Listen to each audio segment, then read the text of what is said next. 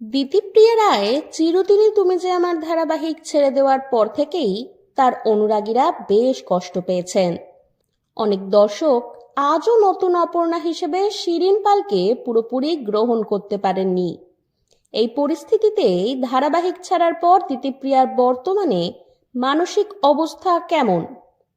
গত কয়েক সপ্তাহ ধরে বিতর্কের মধ্যে দিয়েই যেতে হয়েছে দিতিপ্রিয়াকে।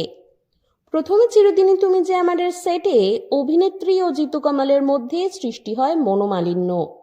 পরে দুজনেই সোশ্যাল মিডিয়ায় একে অপরের বিরুদ্ধে একাধিক পোস্ট করেন। তাদের অনুরাগীরা দুই ভাগে বিভক্ত হয়ে পড়ে।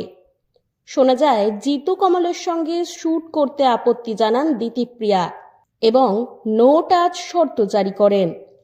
প্রযোজনা সংস্থার চেষ্টাতেও বিরোধ কমেনি। এমনকি কিছুদিন আগে গুঞ্জন ছিল নির্মাতারা নাকি চান জিতু ধারাবাহিকটি ছেড়ে দিন, কিন্তু দর্শকদের চাপে চ্যানেলকে জিতুকে রাখতে হয়।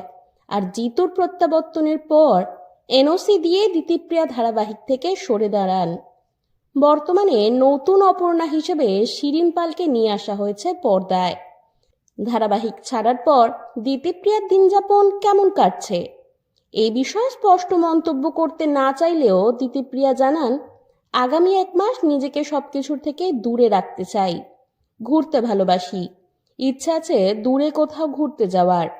এত জলঘোলা হয়েছে সোশ্যাল মিডিয়ায়, আপাতত জীবনটা ব্যক্তিগত থাক। অন্যদিকে বিতর্কের পর জিতু তার ভক্তদের হতাশ করেছেন কিছুটা। ছোট পর্দার আর্য সিংহ রায় একটি ভিডিও বার্তায় জানান যে তিনি আর ছোট পর্দায় কাজ করবেন না। চিরদিনই তুমি যে আমার তার শেষ ধারাবাহিক।